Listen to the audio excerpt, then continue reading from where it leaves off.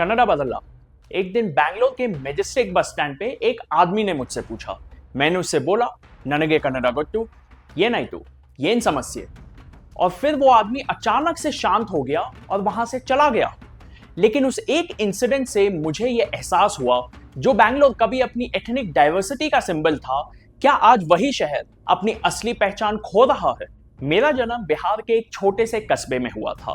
फिर वहां से मैं कुछ साल खड़गपुर में रहा, उसके बाद हैदराबाद में 7 साल, सूरतगढ़ में कुछ समय, चेन्नई में 2 साल और फिर कई दिनों तक मैं बैंगलोर में भी रहा। सुनने में एक फैसिनेटिंग ट्रैवल स्टोरी लगती है ना, पर सच ये है, इतना घूमना मेरा शौक नहीं, मजबूरी थी। हर बार एक नई सिटी में सेटल होने की कोशिश करता और तभी पापा आते एक नया पोस्टिंग ऑर्डर लेके। एक फौजी का बेटा होने का यही मतलब होता है, नए सपने, नए शहर, नए दोस्त। उस जमाने में फेसबुक या इंस्टा भी नहीं था, there was no way to keep in touch. पर हर शहर में, चाहे हिंदी, तेलुगु, तमिल या कन्नड़ा हो, मुझे कभी आउटसाइडर फील नहीं हुआ।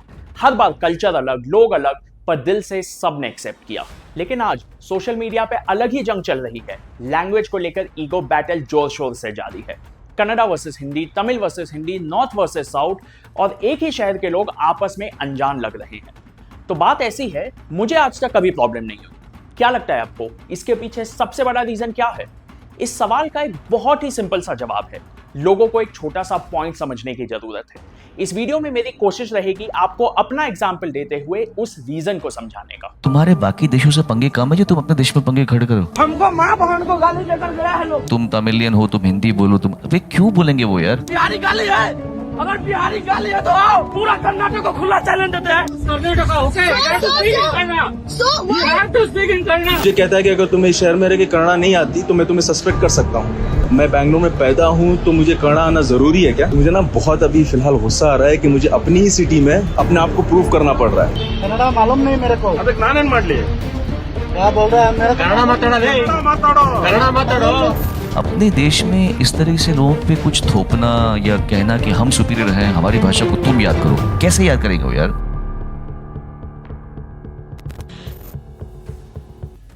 बैंगलोर हमारा सिलिकॉन वैली, जहां पहले हर भाषा, हर कल्चर का संगम था, अब लोग कहते हैं कि कन्नड़ा का यूज कम हो रहा है और इंग्लिश, हिंदी डोमिनेट कर रही है। कई लोकल्स को लगता है कि उनके शहर की असली पहचान धीरे धीरे हाथ से निकल रही है। ये इंसिडेंट्स जो आजकल वायरल हो रहे हैं, एक और डीपर लेयर को हाईलाइट करते हैं। वो जो अपने शहर में अपने ही कल्चर धीरे धीरे खत्म होते देखते हैं, उन्हें लगता है जैसे उनकी जगह कोई और ले रहा है। बिहारी गाली है, अगर बिहारी गाली है तो आओ, पूरा कर्नाटक को खुला चैलेंज देते हैं। नॉर्थ इंडिया में कई बार साउथ इंडियंस को लगता है कि उन्हें अपने लैंग्वेज और कल्चर को लेके सेकंड क्लास ट्रीटमेंट दिया जाता है। दिल्ली आने वाले किसी साउथ इंडियन से हम तमिल या तेलुगु या कन्नड़ा में बात करना शुरू नहीं कर देते, है ना? वो सीखते हैं हिंदी, करते हैं इंग्लिश में बात, इवन दो उनका फिर भी मजाक उड़ाया जाता है। तो अगर सेम चीज हम नॉर्थ इंडियन से एक्सपेक्ट की जा रही है, तो इसमें गलत ही क्या है? ऐसा नहीं है कि वो आउटसाइडर्स को लेके या नॉर्थ इंडियंस को लेके वेलकमिंग नहीं है, बट जब वो देखते हैं कि लोगों को उनका कल्चर जानने में कोई इंटरेस्ट नहीं है, लोकल कल्चर में इंक्लूड होने के बजाय वो उसका मजाक बनाते हैं, तो वो एक डिफेंसिव स्टांस ले लेते हैं। सुगंध शर्मा का ये कमेंट जो इतना डेरोगेटरी और डिसरेस्पेक्टफुल था, वो सीधा सीधा एक इंसल्ट है, जैसे बैंगलोर तो बस उनके वजह से सर्वाइव कर रहा है।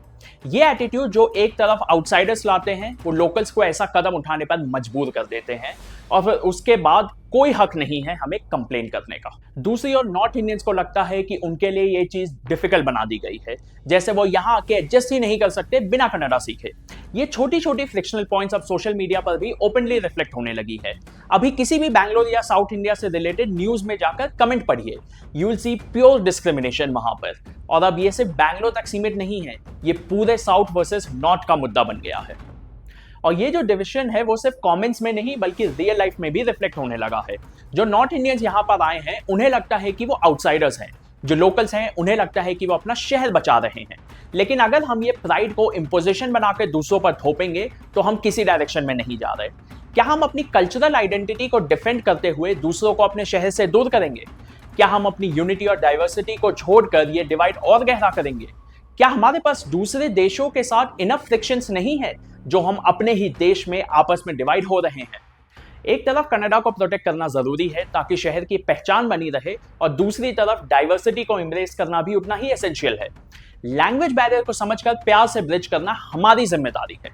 हिंदी में एक कहावत है, जैसा देश वैसा भेष। मेरा पर्सनल एक्सपीरियंस भी एग्जैक्टली इसी थॉट प्रोसेस को सपोर्ट करता है। मैं जिस किसी शहर में रहा हूं, मैंने वहां की लोकल लैंग्वेज सीखी है, टूटा फूटा ही सही, लेकिन मुझे वहां की भाषा आती थी।